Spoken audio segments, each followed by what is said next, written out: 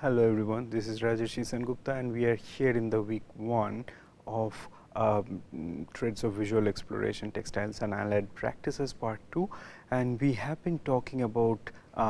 yarn dyeing and fabric dyeing in this week. So, we have already covered certain aspects of the history of yarn and fabric dyeing, and we are specifically looking at the colonial history around it. And as I have mentioned earlier, that the colonial period is significant for us to understand this history, and that's because there are many modes of documentation. Those are available from the colonial period in terms of its visual representation, in terms of the actual object which are used in this kind of processes, and then the actual textiles. So, for those reasons we have various modes or various kind of knowledge reserves, and if we put them together, different kind of aspects or different kind of perspectives can be brought into the study of yarn and fabric dyeing. So, today we will start the discussion with this dye stuff indigo, and we will see that how indigo had featured in the colonial documentation. We will move on to talking about other dye stuff, and then eventually return to indigo and see that how that also reflects in the contemporary practices. So, in terms of indigo and in how it is documented during the colonial period, we see extensive work has been done by scholar Jenny Valve Paul, and she had specifically dedicated her research on the indigo plantation, extraction of indigo and its usage in the Indian subcontinent, at least since the colonial period. So, what we see that in the second half of the 19th century, there was a big scale, there was a large scale revolt against the colonial planters, and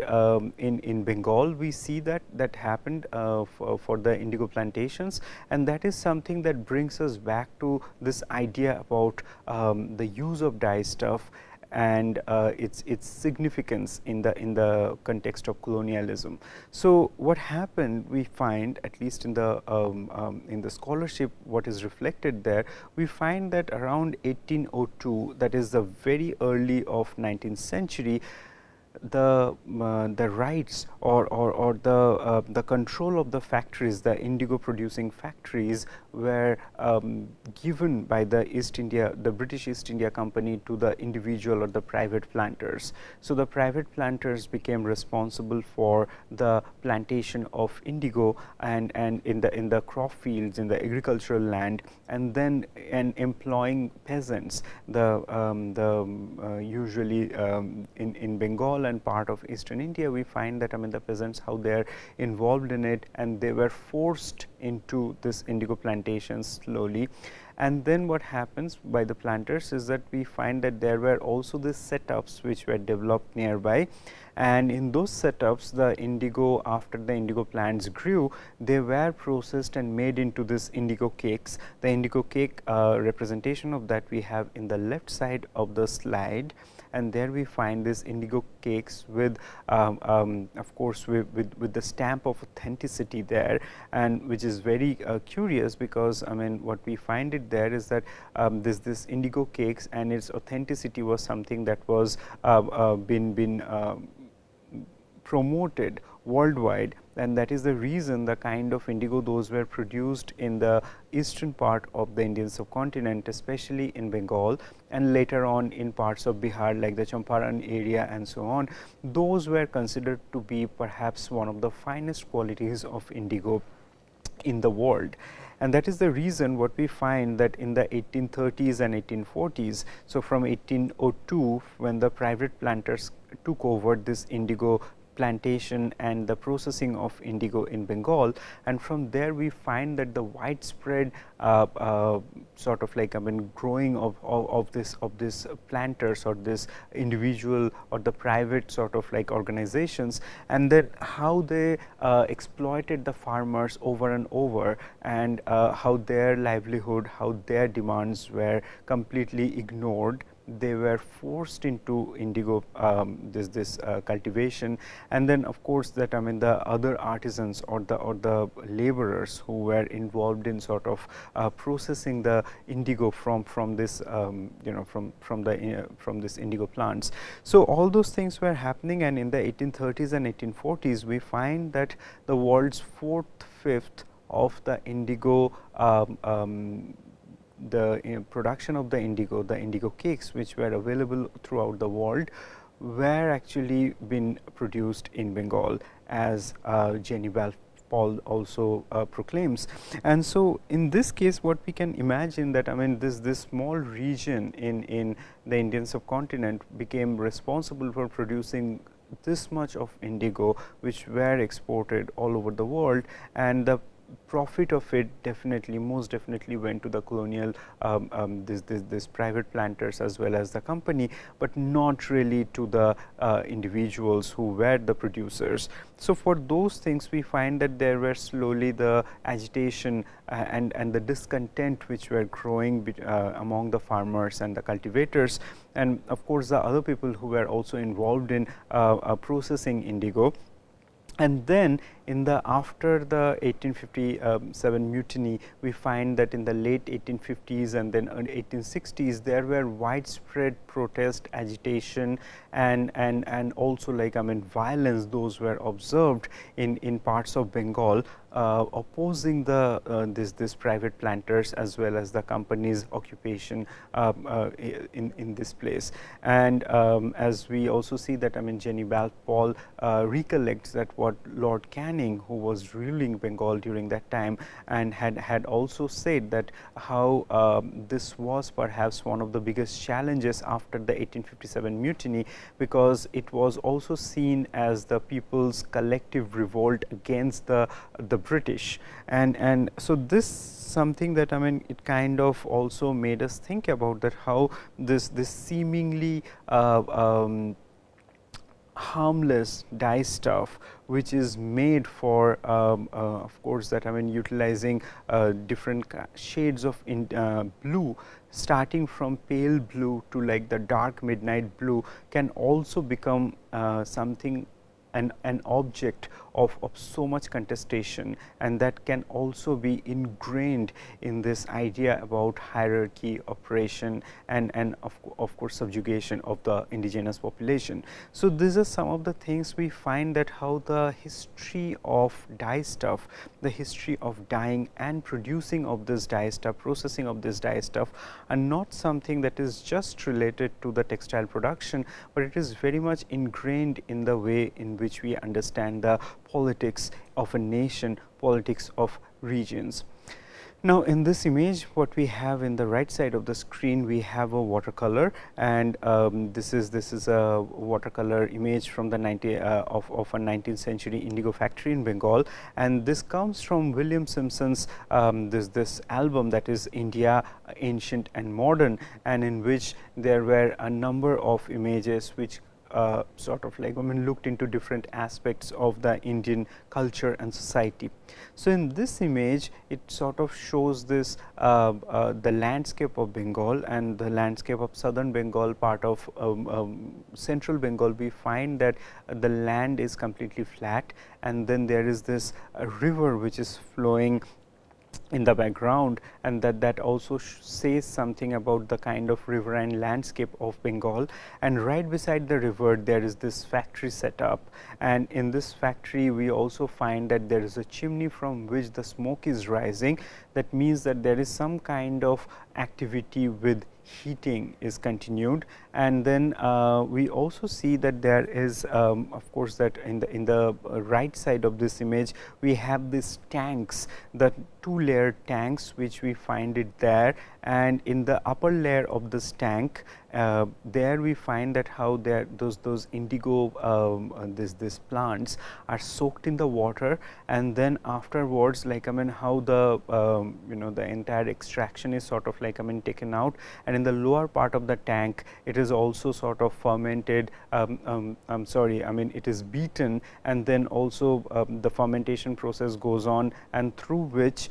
we also see that lime or chunam is used there for extracting the color out of it, and eventually when the extract is sort of taken out, and then it is boiled and sun dried for making it into this the pure extract of indigo. And once it's dried, it is not water soluble, the indigo cake that we have. So ultimately the entire process that we have in the right side of the image, that starting from soaking the indigo plants to like beating them, fermenting them and making them into this extract, and then eventually sort of sun drying them, boiling them and making them into this indigo cake. So in the left side of the slide we have a representation of this indigo cake there. So that says something about how the entire process kind of like took place. And as I have mentioned in the colonial documentation, that the documentation of the process is there, as well as the end product that was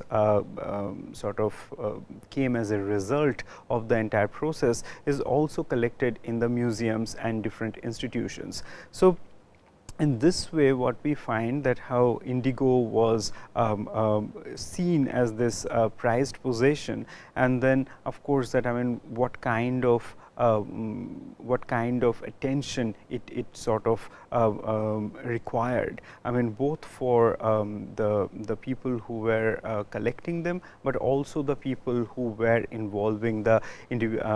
agriculturists, the farmers and the laborers in the process. So these are some of the aspects in which we find that how documentation of certain kind of dye stuff, it not just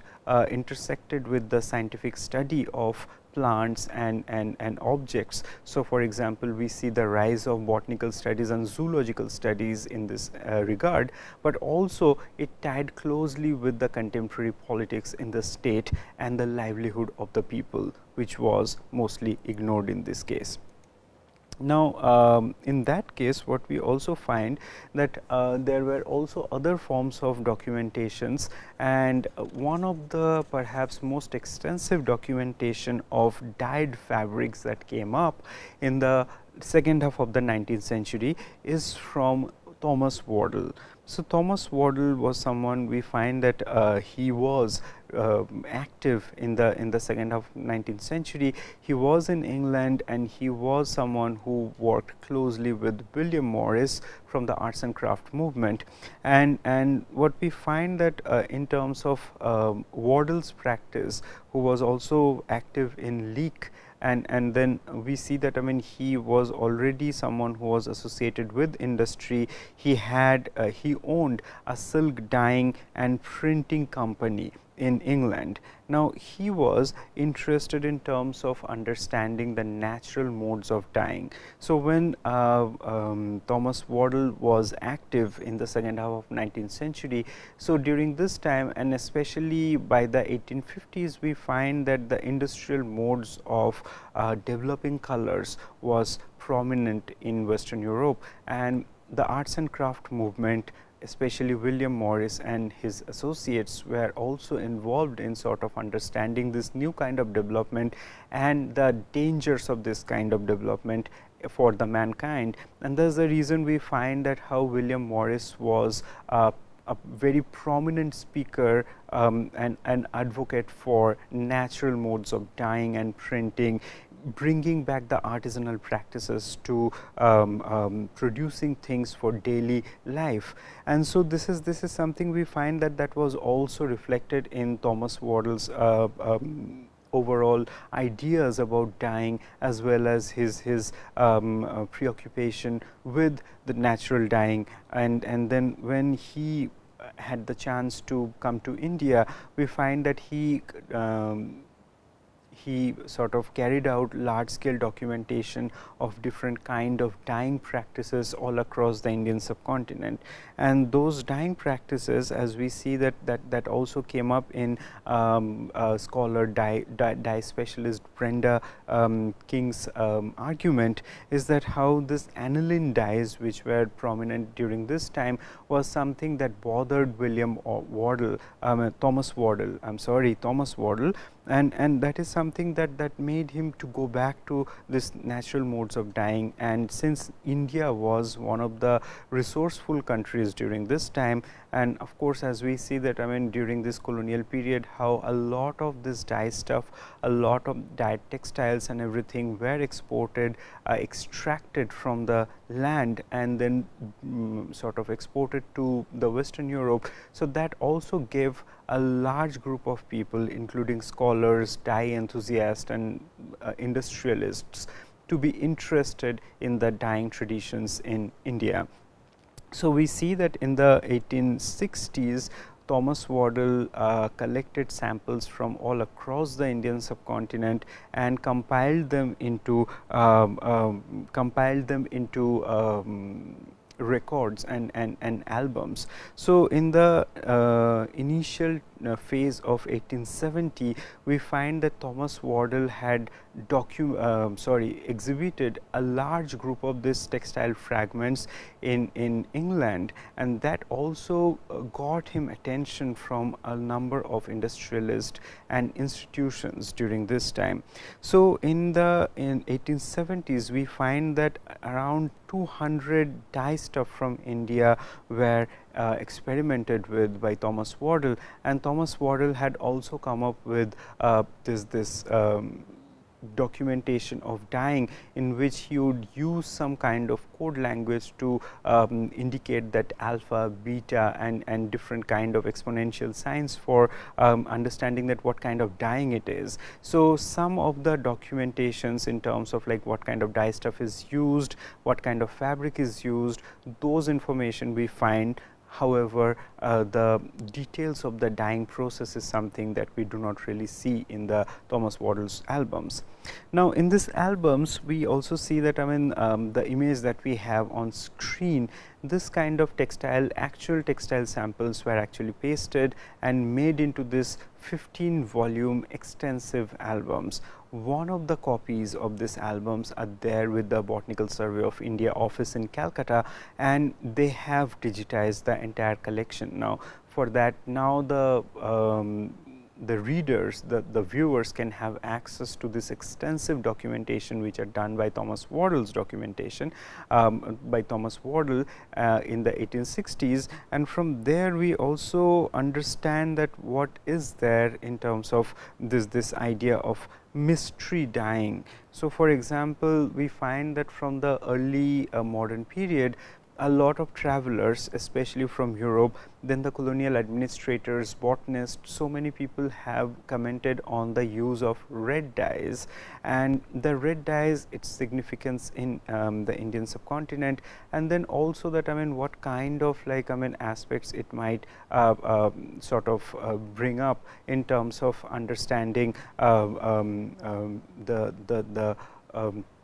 in terms of understanding not only its cultural significance, but also what kind of visual appeal it may sort of garner. And that is also one of the reasons for which we find that by the different East India companies, the British East India Company or the Dutch East India Company, they had different kind of requirement from the Indian textile makers. So, this documentation of Thomas Waddell on the red dyes is something that certainly adds to our understanding of how these dyes were utilized by the Indian artisans, the dyers, and then how those were represented in the archives. Now, what we find very significantly in Thomas Waddell's documentation, that there are different kind of reds which were documented. So, for example, kind of the pinkish red, blood red, the red that is slightly pinkish, and then of course, that, I mean, we find the red which is more kind of dense, almost at the verge of becoming purple. So, there are different kinds of red, and of course, then we also find the brownish shades. So, kind of we see that how the red is transitioning into kind of a darker tone with perhaps the use of iron mordant and so on. So, we see that in the fabric samples which were collected by Waddell, that included samples which are dyed in lac, in palash or the flame of the forest, then manjishta, and so on. So, there are many different kinds of dye stuff, and of course, when we see that this one that we had in the earlier slide. So, this is dyed with cochineal, and that comes from the Hyderabad state in the 19th century. So, we see that instead of thinking about one dye stuff that is usually sort of proclaimed in a lot of colonial writing and also in the early modern writing, that there is this mystery dye stuff called chaya root, and we have also looked into that in the earlier lecture. And so, if this is only one kind of dye stuff, the singularity of this dye stuff that was sort of propagated in the colonial scholarship, in the majority of the colonial scholarship, we find that Thomas Waddell's documentation of this actual samples and then their incorporation in his archive shows a different aspect of dyeing in the Indian subcontinent, in which we see that there were many different kind of dye stuffs which were utilized by the Indian dyers, and then they could also produce different kinds of shades in red, and it is not always necessary that one particular dye stuff is used always for getting the brilliant red, but this is very much context specific. So, these are some of the aspects we find that how this colonial documentation of either the images of dyeing or the dye stuff, the actual dye stuff, for example, the indigo cake or the chaya roots, or then if we also have this fabric samples, all of them can produce different aspects of this the past of dyeing in the Indian subcontinent, and from which we can stitch together a story. Of course, when we also sort of combine that with the aspect of practice and also community engagement. So, all those different kind of strands of knowledge, the threads of knowledge, if those are put together, then that makes a more comprehensible and comprehensive documentation or understanding of dyeing in the Indian subcontinent, the yarn dyeing and fabric dyeing. Now, when we see the history of yarn and fabric dyeing, and we as we also know that during the colonial period, if these are the kind of exploits those took place and the documentation those took place, and the yarn and fabric also remained at the center of the anti-colonial resistance, and that became more and more prominent perhaps in the early 20th century, when we see the widespread activities across the subcontinent of burning the foreign goods, including the foreign textiles, the mill-made textiles which came from Manchester and other places. And then with Gandhi's Khadi movement, we find that there was a renewed interest in terms of understanding how to make hand spun cotton, the regular cotton which is used for day-to-day purposes, in a country which has tropical climate, and thus the reason it has to have this comfortable mode of sort of clothing. So, those things we found, this humble simple cotton which is hand spun and then also hand woven, became a really potent tool for anti-colonial resistance. After the independence of India in 1947, we find that there are many different kind of endeavors which were taken up by craft revivalists and enthusiasts, as well as the government officials and the Prime Minister during this time, Jawaharlal Nehru. So, and then also in association with the craft revivalists such as Kamala Devi Chattopadhyay and Pupul Jayakar, among others, we find that there was a renewed interest in terms of understanding the relevance of hand spun, hand woven cotton and the indigenous modes of making textiles, including dyeing and spinning, weaving and so on, for the contemporary India. So, it is not really something that was understood that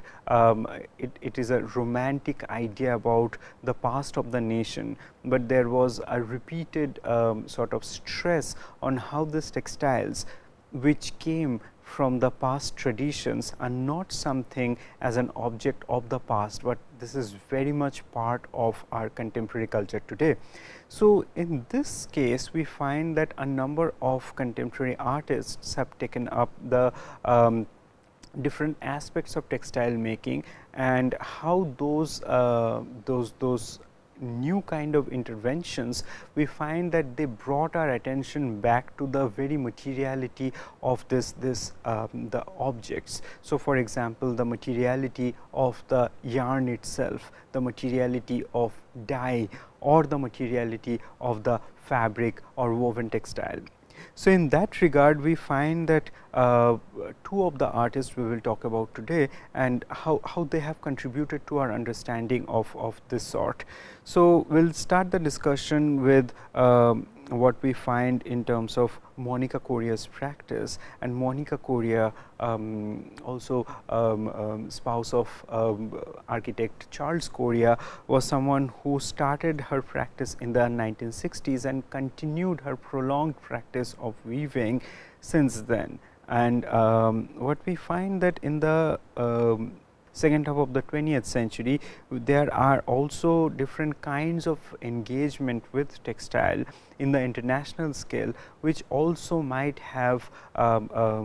had its resonance felt in the Indian subcontinent as well. Not directly, however, we find that there were kind of parallels which we can draw. So, for example, we find that from the Bauhaus school, people like Joseph Albers and Annie Albers have devoted their studies into understanding colors, dyes, textiles and weaving, and especially Annie Albers we find. And then some of the contemporary artists such as Cecilia Vicuña and others, they have brought our attention not to the woven textile, but to the yarn itself or to the fiber itself, and then the dyed fiber and its significance in the human lives. So, those kind of issues we find that that brought our attention back to the textile, which is not pre-made, but then the materiality of the objects or the processes which are involved, and that also has its intersection with the feminist history in terms of understanding the domesticity, in terms of understanding different suppressed and overlooked aspects of women's lives, domesticity, domestic practices, textile making, which is in a lot of cases we find that in the domestic spheres a lot of women would continue with textile making, and how their practices are majorly overlooked. So, those kind of aspects also sort of intersected with the new interest in yarn, fabric and dyes in the 1970s and so on. So, coming back to Monica Correa's practice, what happened? So, we find that Monica Correa in the 1960s had traveled to Finland, and during this time she was introduced to wool, and she was also introduced to the different kinds of this yarn and fiber, and the dyed wool and its significance perhaps was really moving for Correa. And then we find that she traveled to USA for another purpose. During this time, Charles Correa was teaching at the MIT, and then Monica Correa was also studying in the in the East Coast of USA. And during this time, we find that during her stay, she was also associated with Marianne Strengel, and then how the weaving with like different kinds of yarns together in a piece can also yield different kind of experiences. So, in this piece what we find, it's a recent piece by Monica Correa in 2019. We have that how Monica Correa had sort of not only looked into the use of different kind of yarn. So, here we have unbleached white cotton warp and dyed black cotton weft. So, in some cases we find that she had also combined cotton and wool together, and not only in the simple weave, but in the twill weave, for which there is this 3D like quality that is embodied in this textiles. Continuing with that, we also find another contemporary artist called Kaimurai, that is Abhishek Ganesh from Bangalore. He sort of combined his experiences of the Western Ghats of Carnatic music with the shades of day and night, the intensity of the seasonal changes, the changes in the day and time and everything. Those are reflected by the use of this dark shades of indigo on khadi cotton. So, the dark shade of indigo is something we find that how these things are sort of incorporated not only in terms of using them as wearable fabric, but then the materiality of indigo is something that is emphasized in this large scale installations or this almost abstracted motifs. Those are brought together in the works of Kaimurai. So, with all this together, what we find that there is this diversity of approaches which are involved in understanding the history of yarn and fabric dyeing. So, in one hand we see how their relevance is there in terms of the research, understanding the different aspects of the society, politics and the knowledge reserves, but then also we find that how this different kind of materials and practices, they have also been incorporated in understanding the contemporary art practices those are thriving today. So, with those we find that there are in both ways there is this stress on the material significance of this of the yarn, of the dyes and the fabric, and their interrelation with the lives that we have. Thank you.